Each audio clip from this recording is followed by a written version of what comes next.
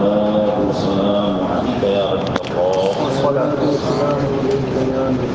وعلى آلك وأصحابك يا نور الله. نبی کریم صلی اللہ تعالیٰ علیہ وآصحابہ تسلیم کی خصوصی مراتب جو اللہ تعالیٰ نے اپنے محبوب کو عطا فرمائے ہیں اس کا ذکر جاری ہے، سماعت فرمائیں۔ عقیدہ، حضور صلی اللہ تعالیٰ علیہ وسلم کو اللہ تعالیٰ نے مرتبہ محبوبیت کبریٰ سے سرفراز فرمایا۔ محبوبیت یعنی اللہ کا محبوب ہونا، ایک سی بات ہے، ساری کائنات اللہ سے محبت کرتی ہے، لیکن ہم اللہ سے محبت کرتے ہیں تو ہم اللہ کے چاہنے والے ہیں، اور نبی کریم صلی اللہ علیہ وسلم اللہ کے وہ محبوب بندے ہیں کہ اللہ ان کو چاہتا ہے۔ محبوب کا مطلب ہوتا ہے چاہا ہوا، تو ایسے دیگر انبیاء کرام بھی اللہ کے محبوب ہیں، لیکن سب سے بڑے محبوب اللہ کے ہمارے آقا صلی اللہ علیہ وسلم،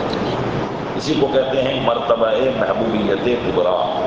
یعنی سب سے بڑی محبوبیت کا درجہ اور مقام اور مرتبہ اللہ نے اپنے محبوب کو عطا فرمایا ہے کہ تمام خلق جویائے رضائے مولا ہے، اور اللہ عز و جل طالب رضائے مصطفیٰ ہے صلی اللہ علیہ وسلم، یعنی ساری مخلوق اللہ کی رضا چاہتی ہے، یعنی ساری مخلوق یہ چاہتی ہے کہ اللہ ہم سے خوش ہو جائے، اللہ ہم سے راضی ہو جائے، لیکن اللہ عز و جل کی رضا یہ ہے کہ محبوب صلی اللہ علیہ وسلم خوش ہو جائے۔ اللہ تعالیٰ اعلیٰ حضرت ارشاد فرماتے ہیں کہ خدا کی رضا چاہتے ہیں دو عالم،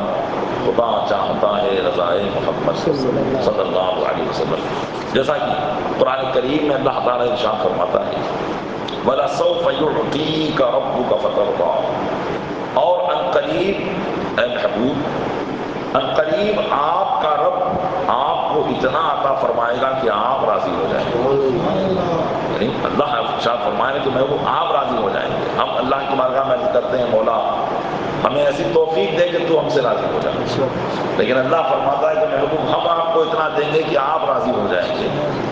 اور ایک دوسری جگہ پر ارشاد فرمایا جبکہ نبی کریم صلی اللہ علیہ وسلم مدینہ منورہ میں تشریف لے گئے تو وہاں پر مدینہ منورہ کے لوگ بیت المقدس کی طرف منہ کر کے نماز پڑھتے تھے، کیونکہ وہاں پر یہودی رہا کرتے تھے اور یہودیوں کا قبلہ بیت المقدس تھا۔ تو نبی کریم صلی اللہ علیہ وسلم جب تک مکہ میں تھے تو ایسے کعبے کی طرف رک کر کے نماز پڑھتے تھے کہ کعبہ بھی آپ کی طرف ہوتا تھا اور بیت المقدس بھی آپ کی طرف ہوتا تھا، اور یہ مکہ میں رہنے والے کے لیے ممکن ہے، کیونکہ مکہ مکرمہ میں رہنے والے چاروں طرف سے ان کے لیے قبلہ کی سمت ہے۔ آقا علیہ السلام کعبے میں ایسی سمت میں کھڑے ہوتے تھے یہ کعبے کی طرف بھی آپ کا رخ ہو جاتا تھا اور بیت المقدس مسجد اقصیٰ کی طرف بھی آپ کا رخ ہو جاتا تھا، کیونکہ آپ سے پہلے جو انبیاء کرام آئے تھے ان کا قبلہ بیت المقدس ہی تھا، تو اس لیے آقا صلی اللہ علیہ وسلم ان انبیاء کرام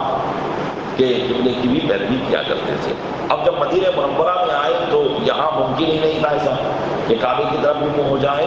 اور مسجد اقصیٰ کی طرف بھی منہ ہو جائے، کیونکہ مدینہ منورہ سے کعبے کی جو سمت تھی وہ بیت المقدس سے بالکل اپوزٹ سائڈ تھی، تو اس لیے آقا صلی اللہ علیہ وسلم نے اب یہاں پر آ کر مسجد اقصیٰ ہی کی طرف رک کر کے نماز پڑھی، یعنی کعبے کی طرف منہ کر کے نماز نہیں پڑھتے تھے، مسجد اقصیٰ کی طرف جو ملک شام میں ہے اس طرف رک کر کے نماز پڑھتے تھے۔ 16 یا 17 مہینے تک آقا صلی اللہ علیہ وسلم نے مدینہ منورہ میں مسجد اقصیٰ کی طرف منہ کر کے نماز پڑھی، لیکن رسول اکرم صلی اللہ علیہ وسلم کی دلی خواہش یہ تھی کہ ہمارا قبلہ کعبہ ہی کو بنا دیا جائے۔ ویسے تو دیگر انبیاء کا قبلہ بیت المقدس تھا، ان کی امت بیت المقدس کی طرف منہ کر کے نماز پڑھتی تھی، لیکن آقا صلی اللہ علیہ وسلم کی خواہش یہ تھی کہ ہمارا قبلہ کعبے کو بنا دیا جائے۔ تو ایک مرتبہ نبی کریم صلی اللہ علیہ وسلم ظہر کی نماز یا عصر کی نماز ایک جگہ ادا فرما رہے تھے اور بار بار آسمان کی طرف نماز پڑھ کے پڑھتے پڑھتے آسمان کی طرف دیکھ رہے تھے کہ کوئی وحی نازل ہو جائے، کوئی وحی نازل ہو جائے اور ہمیں حکم مل جائے کہ تم قبلہ کی طرف یعنی کعبے کو اپنا قبلہ بنا لو۔ تو اللہ تعالیٰ نے اپنے محبوب کی اسی کیفیت کو بیان کیا اور ارشاد فرمایا قد نرا تقلب وجهك في السماء، اے محبوب ہم آپ کے چہرے کو آسمان کی طرف بار بار پلٹنا دیکھ رہے ہیں کہ آپ بار بار آسمان کی طرف اپنے چہرے کو اٹھا رہے ہیں، وہی کا انتظار کر رہے ہیں، تو ہم آپ کے چہرے کو آسمان میں پلٹتا دیکھ رہے ہیں۔ فَلَنُوَلِّيَنَّكَ قِبْلَةً تَرْضَاهَا، تو ضرور ہم آپ کو اسی قبلہ کی طرف پھیر دیں گے جس سے آپ راضی ہیں، جس سے آپ راضی ہیں ہم اسی قبلے کی طرف آپ کو پھیر دیں گے۔ فَوَلِّ وَجْهَكَ شَطْرَ الْمَسْجِدِ الْحَرَامِ، لہذا آپ اپنے چہرے کو مسجد حرام کی طرف پھیر دیجیے۔ تو نماز کی حالت ہی میں میرے آقا صلی اللہ علیہ وسلم جو وحی کا جب نزول ہوا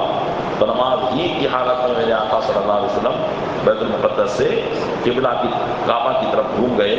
تو 2 رکعت آپ کی بیت المقدس کی طرف ہوئی اور 2 رکعت آپ کی جو ہے کعبہ شریف کی طرف ہوئی۔ تو دیکھیے یہاں پر اللہ نے اپنے محبوب کی رضا، محبوب کی چاہت یہی تھی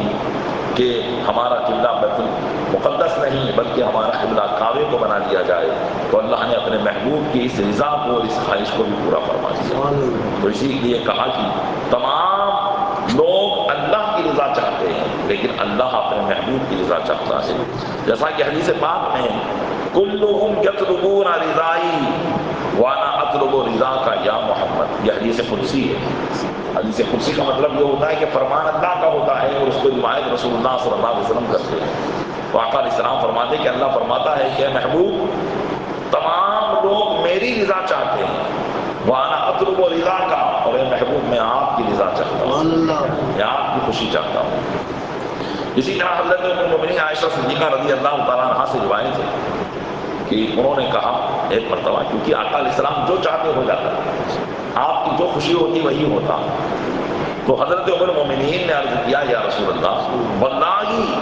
ما ارى ربک الا یسارع لک فی ہواک، یا رسول اللہ علیہ الصلوۃ والتسلیم میں آپ کے رب کو دیکھتی ہوں کہ وہ آپ کی خواہشات میں آپ کے لیے جلدی فرماتا ہے، یعنی جیسے ہی آپ کوئی خواہش فرماتے اللہ وہی فرما دیتا ہے۔ تو کہتی ہے کہ میں نہیں دیکھتی آپ کے رب کو مگر یہ کہ وہ آپ کے لیے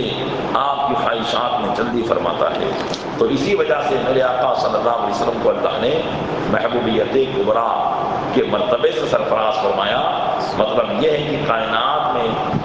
اللہ کے محبوب سے بڑھ کر مرتبہ کسی کا نہیں، جس کو یوں کہا گیا کہ بعد از خدا بزرگ توئی قصہ مختصر، خدا کے بعد اگر کوئی بزرگ ذات ہے تو یا رسول اللہ آپ ہی کی ذات ہے۔ اسلام میں سب سے بڑی مرتبے کی حامل ذات اللہ کی ہے، اور پھر اس کے بعد ہمارے آقا صلی اللہ علیہ وسلم کی ہے۔ حضور صلی اللہ علیہ وسلم کے خصائص سے معراج ہے، یعنی جو آپ کو اللہ نے بہت ساری خصوصیت عطا فرمائی جو کسی کو نہیں عطا فرمائی، تو انہی خصوصیت میں سے ایک خصوصیت معراج ہے۔ معراج یعنی مسجد حرام سے مسجد اقصیٰ تک ایک ہی رات کے مختصر سے حصے میں، مسجد حرام سے یعنی مکہ مکرمہ سے بیت المقدس تک گئے، اور وہاں سے 7 آسمان اور کرسی اور عرش تک،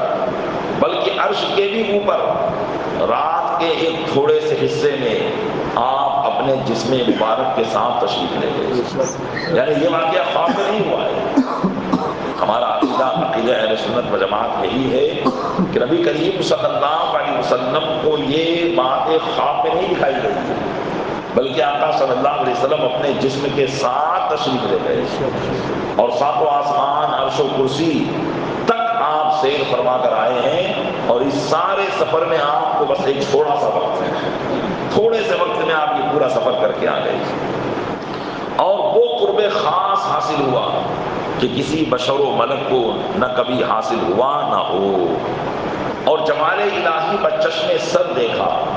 یعنی اللہ کا دیدار اپنے سر کی آنکھوں سے کیا، ایسا نہیں کہ خواب میں کیا بلکہ اللہ کا دیدار اپنی سر کی آنکھوں سے کیا، اور کلام الہی بلا واسطہ سنا، یعنی اللہ عز و جل کا کلام دیگر انبیاء کرام نے تو حضرت جبریل کے ذریعے سنا، لیکن میرے آقا صلی اللہ علیہ وسلم نے اللہ کا کلام ڈائریکٹ سنا بغیر کسی واسطے سے، اور تمام ملکوت السماوات والارض کو بالتفصیل ذرہ ذرہ ملاحظہ فرمایا، یعنی زمین و آسمان کی تمام بادشاہت اور اس کے ذرے ذرے کو اللہ تعالیٰ نے اس دن اپنے محبوب کے سامنے پیش کر دیا. تو کائنات کا کوئی ذرہ، آسمان و زمین کا کوئی ذرہ، کوئی قطرہ، کوئی خطہ باقی نہ رہا جس کو نبی کریم صلی اللہ علیہ وسلم نے دیکھا نہ ہو. تو یہ اللہ نے اپنے محبوب صلی اللہ علیہ وسلم کو مقام عطا فرمایا ہے،